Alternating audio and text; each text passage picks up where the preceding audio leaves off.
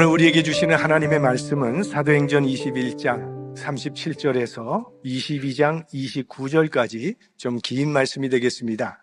교독하겠습니다. 바울을 데리고 영문으로 들어가려 할 그때에 바울이 천부장도로 이르되 내가 당신에게 말할 수 있느뇨? 가로되 네가 헬라 말을 하느냐? 그러면 내가 이전에 난을 일으켜 사천의 자객을 거느리고 광야로 가던 애굽인이 아니냐? 바울이 가로되 나는 유대인이라 소읍이 아닌 길리기아 다소성의 시민이니 청컨대 백성에게 말하기를 허락하라 하니 천부장이 허락하거늘 바울이 층대 위에 서서 백성에게 손짓하여 그게 종령이 한 후에 히브리 방언으로 말하여 가로되 부용들아 내가 지금 너희 앞에서 변명하는 말을 들으라 하더라. 저희가 그 히브리 방언으로 말함을 듣고 더욱 종용한지라 이어 가로되 나는 유대인으로 길리기아 다소에서 났고 이 성에서 자라 가말리엘의 문화에서 우리 조상들의 율법의 엄한 교훈을 받았고 오늘 너희 모든 사람처럼 하나님께 대하여 열심하는 자라. 내가 이 도를 핍박하여 사람을 죽이기까지 하고 남녀를 결박하여 옥에 넘겨놓으니 이에 대제사장과 모든 장로들이 내 증인이라. 또 내가 저희에게서 다메섹 형제들에게 가는 공문을 받아가지고 거기 있는 자들도 결박하여 예루살렘으로 끌어다가 형벌받게 하려고 가더니 가는데 다메섹에 가까웠을 때 오정쯤 되어 보련히 하늘로서 큰 빛이 나를 둘러 비치매 내가 땅에 엎드러져 들으니 소리 있어 가로되 사울아 사울아 네가 왜 나를 핍박하느냐 하시거늘 내가 대답하되 주여 니시니까 하니 가라스 때 나는 내가 핍박하는 나사렛 예수라 하시더라. 나와 함께 있는 사람들이 빛은 보면서도 나더러 말하시는 이의 소리는 듣지 못하더라. 내가 가로되 주여 무엇을 하리이까? 주께서 가라스 때 일어나 다메섹으로 들어가라. 정한 바 너의 모든 행할 것을 거기서 누가 이루리라 하시거늘 나는 그 빛의 광채를 인하여 볼 수 없게 되었으므로 나와 함께 있는 사람들의 손에 끌려 다메섹에 들어갔노라. 율법에 의하면 경건한 사람으로 거기 사는 모든 유대인들에게 칭찬을 듣는 아나니아라 하는 이가 내게 와 곁에 서서 말하되 형제 사울아 다시 보라 하거늘 즉시 그를 쳐다보았노라. 그가 또 가로되 우리 조상들의 하나님이 너를 택하여 너로 하여금 자기 뜻을 알게 하시며 저 의인을 보게 하시고 그 입에서 나오는 음성을 듣게 하셨으니 네가 그를 위하여 모든 사람 앞에서 너의 보고 들은 것의 증인이 되리라. 이제는 왜 주저앉니요? 일어나 주의 이름을 불러 세례를 받고 너희 죄를 씻어라 하더라. 후에 내가 예루살렘으로 돌아와서 성전에서 기도할 때에 비몽사몽간에 봄에 주께서 내게 말씀하시되 속히 예루살렘에서 나가라. 저희는 내가 내게 대하여 증거하는 말을 듣지 아니하리라 하시거늘 내가 말하기를 주여 내가 주 믿는 사람들을 가두고 또 각 회당에서 때리고 또 주의 증인 스테반의 피를 흘릴 적에 내가 곁에 서서 찬성하고 그 죽이는 사람들의 옷을 지킨 줄 저희도 아나이다. 나더러 또 이르시되 떠나가라 내가 너를 멀리 이방인에게로 보내리라 하셨느니라.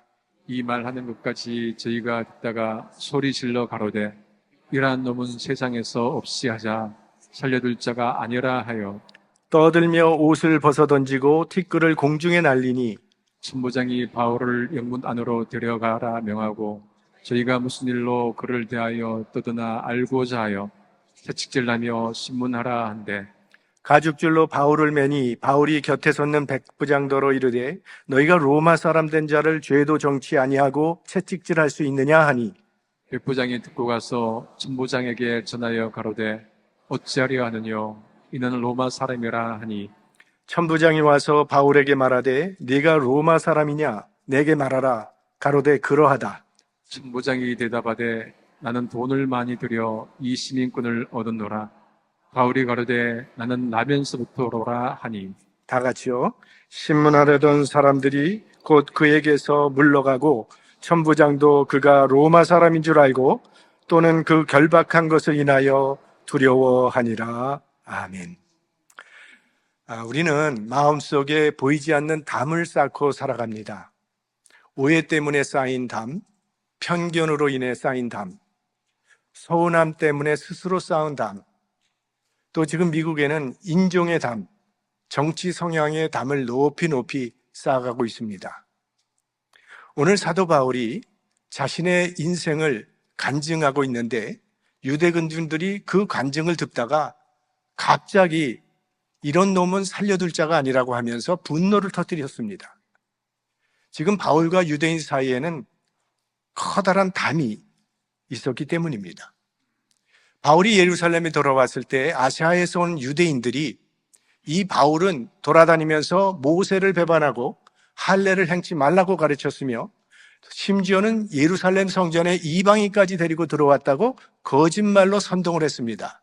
이런 말을 무분별하게 믿은 유대 군중들이 지금 바울에게 달려들어서 집단 폭행을 가했습니다.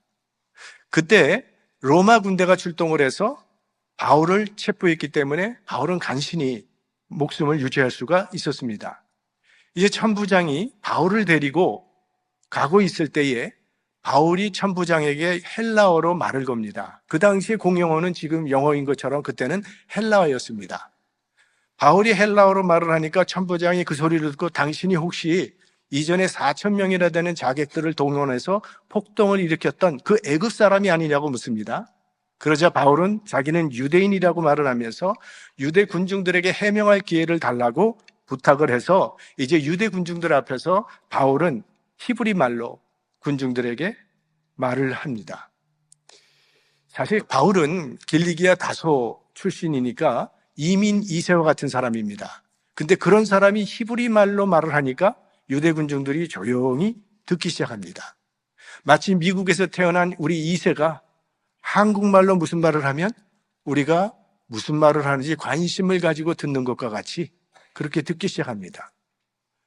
바울은 자기를 죽이려는 군중들 앞에서 연설을 하는데 이 연설의 내용을 보면 단지 위험에서 벗어나기 위한 해명을 하는 것이 아니라 이걸 또 예수 그리스도를 증거하는 기회로 삼습니다. 지금 바울은 거짓 소문으로 인해서 집단 폭행을 당했습니다. 얼마나 억울했겠습니까? 나는 억울합니다. 난 죄인이 아니라고 자기를 변호하는 것이 아니라 오히려 예수님을 전하고 있다는 거예요. 바울이 분위기를 살펴보니 성난 폭도들 앞에서 무사할 것 같지가 않습니다. 어쩌면 이때 바울은 스데반을 떠올렸을는지도 모릅니다. 스데반도 성난 폭도들 앞에서 죽음을 각오하고 설교를 했습니다. 누가 그 설교 듣겠습니까? 이성을 잃어버린 폭도들이 마음을 돌릴 리가 없는 거죠.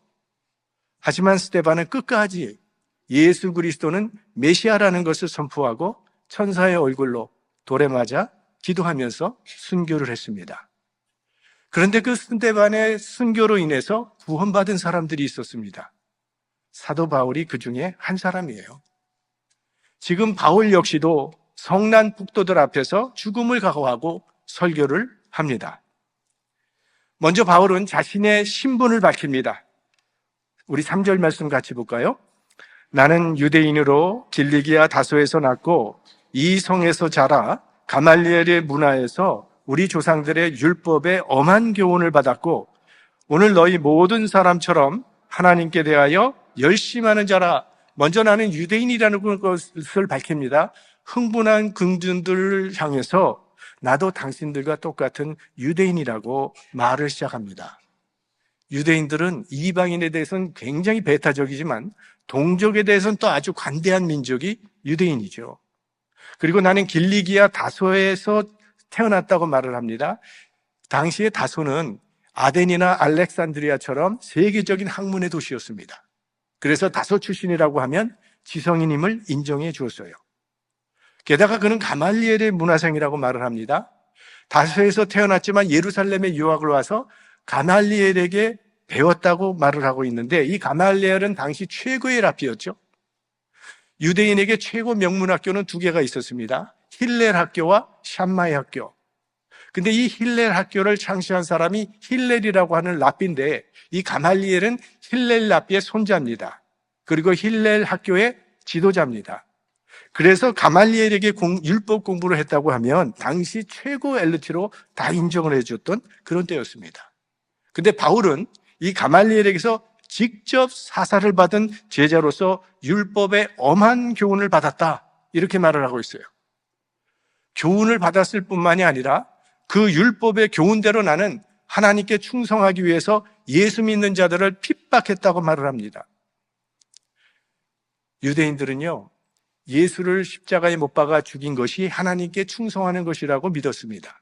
왜냐하면 하나님께서는 나 외에는 다른 신을 두지 말라고 십계명으로 그렇게 말씀하셨는데, 아니 예수라고 하는 청년이 자기는 하나님의 아들이라고 주장을 하면서 하나님을 모독하는 신성 모독죄를 범했다고 생각했기 때문에 예수를 죽이는 건 마땅하다고 생각했고, 그래서 예수를 믿고 따르는 무리들을 핍박하고 죽이는 것이 하나님을 위한 일이라고 생각했던 것입니다. 바울은 그런 일에 있어서 누구보다도 더 열심히 특심했던 사람이라고 말을 해요. 스데반을 죽이는데 주동인물이었고, 크리스천의 씨를 말리기 위해서 이 예루살렘에 있는 모든 그리스도인들 광적으로 내가 핍박을 했고 교회를 핍박했습니다. 예루살렘에 있는 크리스천들은 다 감옥에 집어넣고, 그뿐만이 아니라 내가 다메섹까지 가서 예수 믿는 사람들 잡아오는 일에 앞장섰던 사람이라고 말을 해요. 지금 바울이 말하고자 하는 것은 나도 여러분들과 똑같은 생각을 가지고 있던 사람이라는 것을 말하고 있는 겁니다. 나도 여러분들처럼 교회를 핍박했던 사람이라는 거예요. 우리가 전도할 때는 이 동질성을 유지하는 것이 상당히 중요합니다. 예전에 우리 교회에서 선한 의도였지만 성과를 거두지 못한 일들이 몇 있었는데, 그런 중에 하나가 거리에다가 휘장을 걸어놓는데 율락 여성 선도위원회, 불량 청년 선도위원회 이런 거 걸어놓고 완장을 차고 거리에서 선도한다고 열심을 냈습니다. 절대 선도가 안 되죠. 당신들은 죄인이고 우리는 의인이니까 우리 쪽으로 건너오라는 태도는 반감만 일으킬 뿐이었죠. 그래서 예수님께서 우리와 같은 인간이 되신 거죠. 우리와 동질이 되신 것입니다. 그래야 구원이 이루어지니까. 지금 바울이 그들을 구원하기 위해서, 그들을 전도하고 싶어서 나도 당신들처럼 예수를 핍박했던 사람이라고 말하고 있는 겁니다. 자, 여기까지 바울이 자신의 과거를 설명함으로 좀 성났던 유대인들의 마음을 좀 가라앉히고, 이제부터는 바울이 정말 이야기하고 싶은 그 이야기를 털어놓습니다. 이건 그가 처음 했던 다메섹 도상의 회신 사건. 이 바울의 다메섹 도상의 체험 사건에 두드러진 특징이 있는데, 이건 하나님의 강권적인 역사였다는 것을 강조합니다. 이건 바울이 계획했던 것도 아니고 그런 생각을 해본 적도 없는데 전혀 무관하게 이루어진 사건이라는 거예요. 그래서 바울이 자신의 회심 체험을 간증할 때마다 항상 쓰는 단어 중에 하나가 호련히라고 하는 단어를 씁니다. 우리 같이 읽어보겠습니다. 6절, 7절.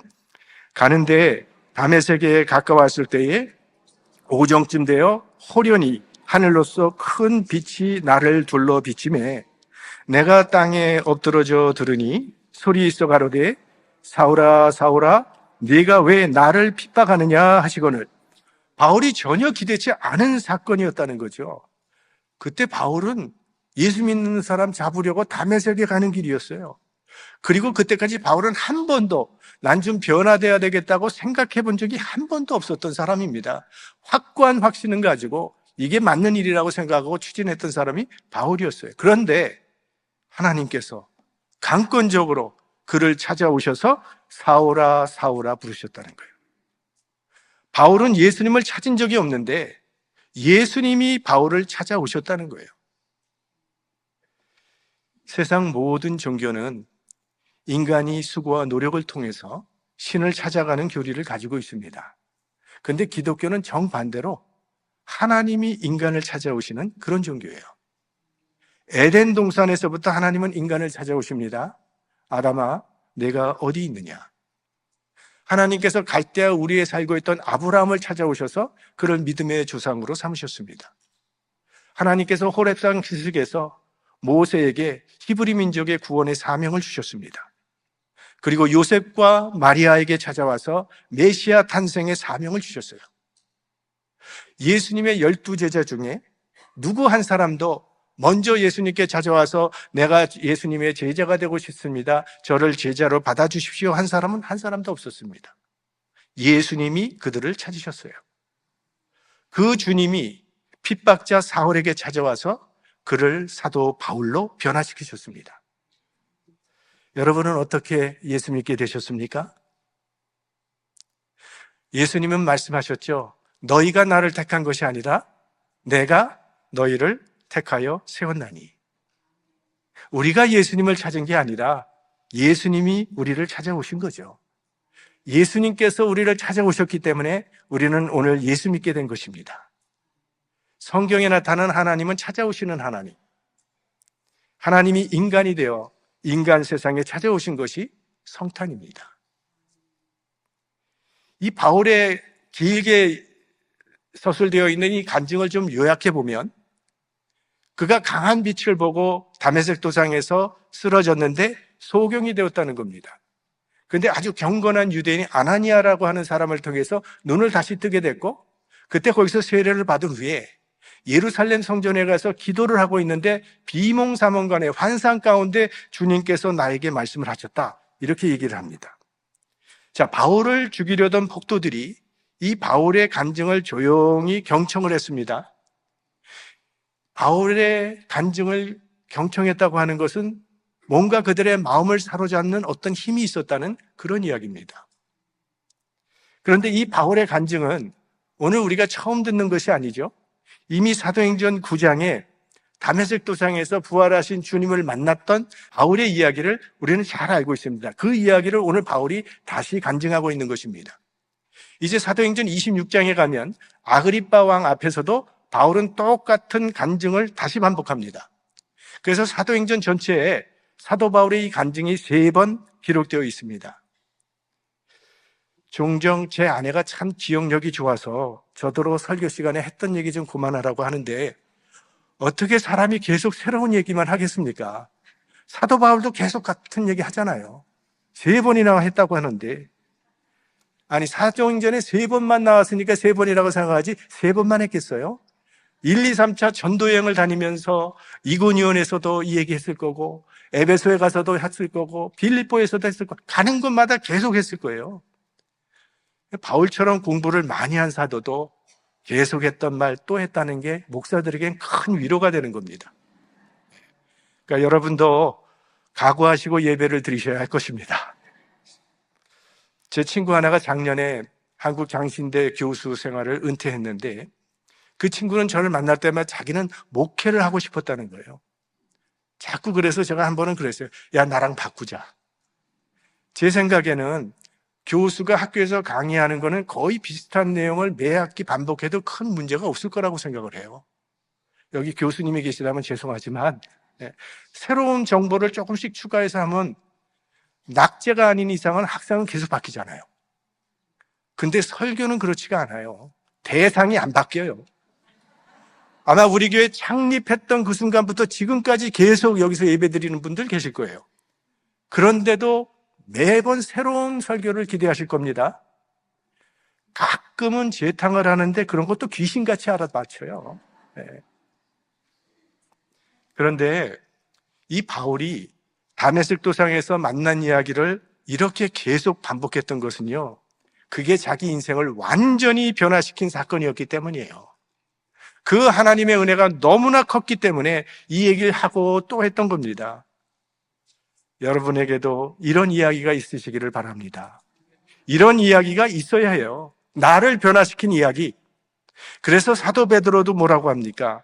너희 마음에 그리스도를 주로 삼아 거룩하게 하고 너희 속에 있는 소망에 관한 이유를 묻는 자들에게는 대답할 것을 항상 예비하되 온유와 두려움을 하고.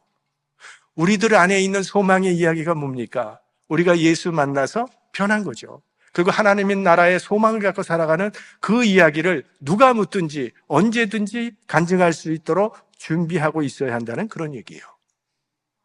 누군가가, 내가 아는 어떤 사람이 지금 병원에서 죽어가고 있는 긴급한 시간이면 그때는 내가 복음을 전해야지 목사에게 전화 걸어서 빨리 와달라고 그렇게 할 수는 없지 않습니까? 자, 지금까지 바울의 말을 참 조용히 듣고 있던 군중들이 이제 갑자기 고함을 치면서 폭군으로 변하게 되는데 그게 21절 때문에 그렇습니다. 21절 같이 봅니다. 나더러 또 이르시되 떠나가라 내가 너를 멀리 이방인에게로 보내리라 하셨느니라. 주님께서 이방인에게 보내리라 했다는 이 말이 나오자마자 바울 이거 죽여버려야 된다고 폭동을 일으킵니다. 22절, 23절 계속해서 보겠습니다.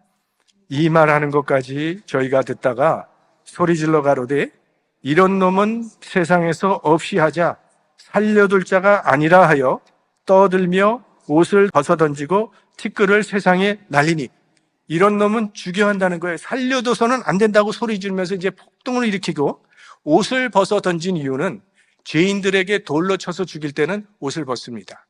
스데반 때도 옷을 벗었잖아요. 그리고 그 옷을 지켰던 사람이 바로 바울이었습니다. 지금 바울도 죽여버리겠다는 거예요. 그 이유는 바울이 이방인을 하나님의 선민인 유대인과 동등하게 취급했기 때문에, 그들은 이방인들이 유대인들과 똑같이 하나님의 백성이 될 수 있다는 것을 절대로 받아들일 수가 없었던 거예요. 유대인 남자들이 아침에 일어나면 매일 드리는 3가지 감사 기도 제목이 있었습니다. 첫째는 이방인으로 태어나지 않고 유대인으로 태어난 것을 감사했고, 둘째는 종이 아니고 자유인으로 태어난 것을 감사했고, 셋째는 여자로 태어나지 않고 남자로 태어난 것을 감사했어요. 당시 유대인과 이방인은요, 이건 천지 차이입니다. 그건 우리가 예루살렘 성전의 구조를 보면 잘 알 수가 있어요. 자, 이게 예루살렘 성전의 모습인데요. 성전 가장 바깥에 있는 것이 이방인의 뜰입니다. 여기는 이방인들, 유대인들도 올 수 있겠지만, 각종 사람들이 다 올 수 있는 곳이 이 이방인의 뜰입니다. 가장 먼 곳. 그리고 이방인의 뜰에서 조금 들어가면 여인의 뜰이 있습니다. 이거는 유대인 여인들이 들어올 수 있는 뜰입니다. 거기서 조금 더 들어가면 이스라엘의 뜰이 있는데, 이건 유대인 남자들만 있을 수 있는 그런 뜰이고, 거기서 조금 더 높은 곳에 제사장의 뜰이 있고, 거기서 더 들어가면 성소가 있고, 거기서 더 깊이 들어가면 하나님의 임재가 충만한 지성소가 있습니다. 그러니까 점점 들어가면 들어갈수록 거룩함이 증가되는 구조로 되어 있는 게 예루살렘 성전이에요. 그리고 저 이방인의 뜰에는 각종 동물들 사고 팔고, 또 환전상들이 상업을 하는 곳이 바로 저 이방인의 뜰입니다. 예수님께서 채찍질을 하시면서 성전에서 장사하는 사람들을 쫓아냈던 곳이 바로 저 이방인의 뜰이에요. 그러니까 유대인의 눈에는 이방인은 짐승 같은 존재였다는 거예요. 그리고 이방인의 뜰과 여인의 뜰 사이에는 돌담이 하나 쌓여져 있습니다. 약 1.3m의 돌담이 쌓여져 있는데, 그 돌담에는 경고문이 붙여져 있습니다. 이방인이 이 경계선을 넘어가면 사형에 처한다. 이게 헬라어와 라틴어로 경고문이 써져 있어요. 가끔 보면 집안에 개 조심 써 있죠? Beware of dogs. 이거랑 똑같은 거기다 써놓은 거예요. 그러니까 담 높이가 1.3m니까 웬만한 사람들은 다 담 너머는 볼 수 있어요. 그렇지만 들어가지는 못하도록 그렇게 되어 있습니다. 자, 그러면 우리가 예전에 사도행전 8장에서 예루살렘 성전에서 예배를 드리고 싶어서 멀리 저 에디오피아에서 온 에디오피아 여왕의 국고를 맡았던 네시의 이야기가 사도행전 8장에 있었던 거 여러분 기억하실 겁니다.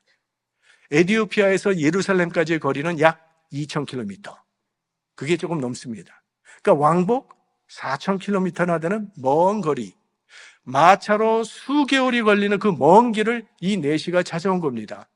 그것도 아스팔트가 잘 깔려있는 그런 길도 아니고 먼지가 풀풀 나는 그 험한 사막길을 예루살렘 성전에서 예배드리고 싶어서 찾아온 거예요.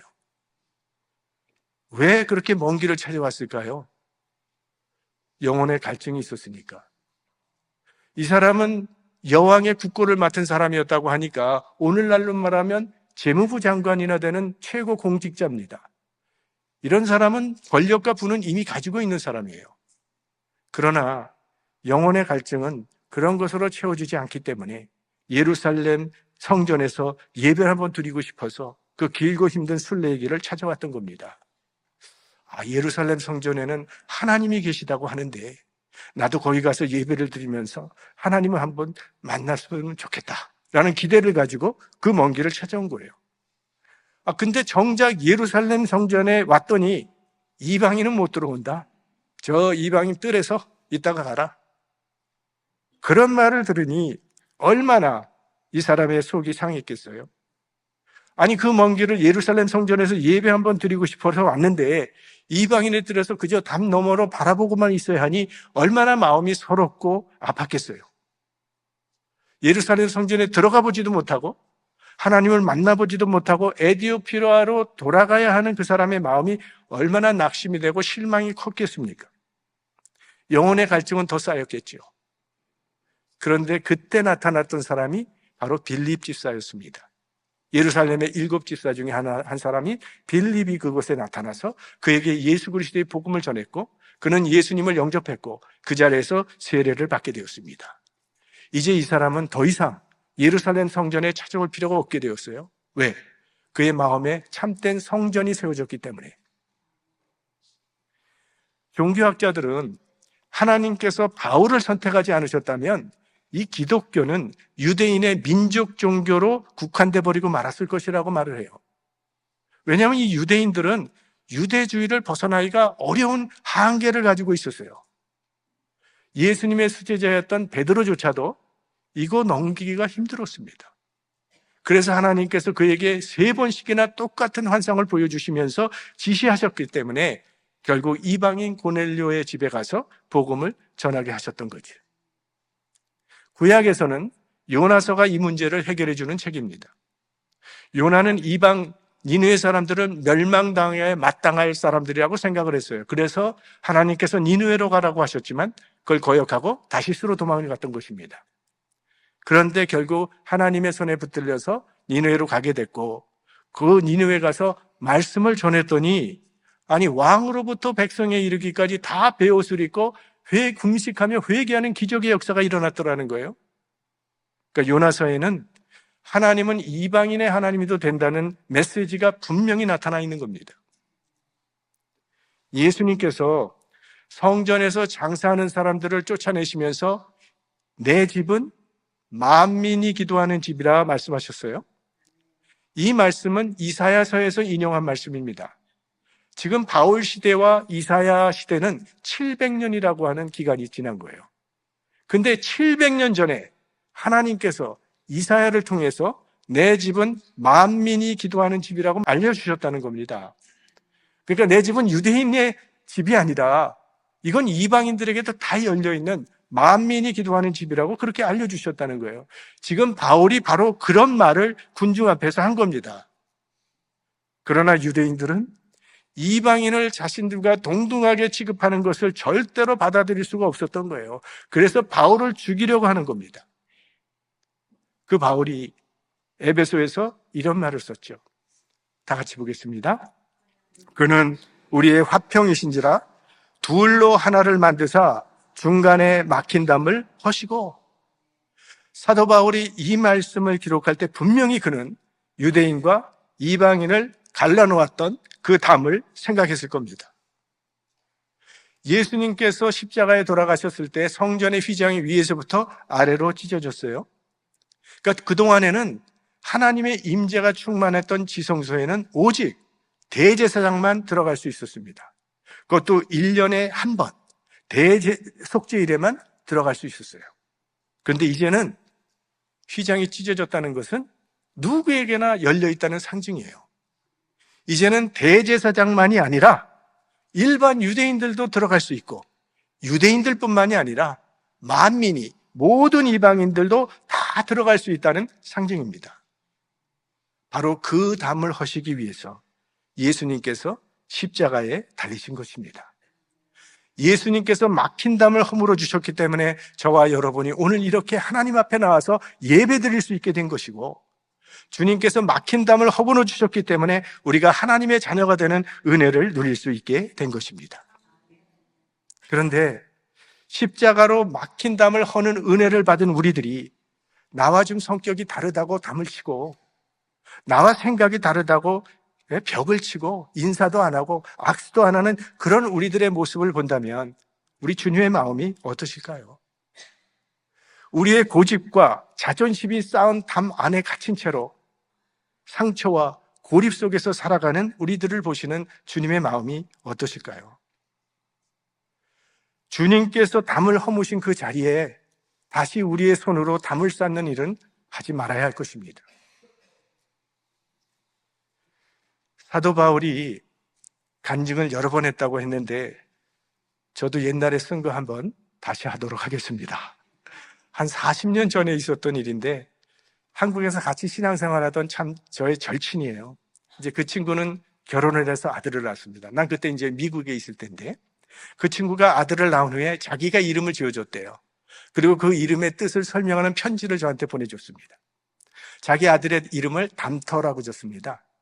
그 왜 내가 담터라고 줬느냐? 그 친구도 목사거든요. 왜 담터라고 지었냐 하면 예수 그리스도께서 하나님과 인간의 막힌 담을 트시고 또 인간과 인간의 막힌 담을 트신 것처럼 너도 그렇게 살아가라고 그 이름을 담터라고 지었다는 거예요. 기가 막힌 이름이죠. 근데 더 기가 막힌 거는 그 친구의 성이 정씨예요. 정담터. 얼마나 좋습니까? 예수님은 막힌 담을 허시기 위해 세상에 오신 분입니다. 하나님과 인간 사이에 막힌 담을 허시고 인간과 인간 사이에 막힌 담을 허시고 하나 되게 하기 위해서 이 땅에 오신 분이 예수님이에요.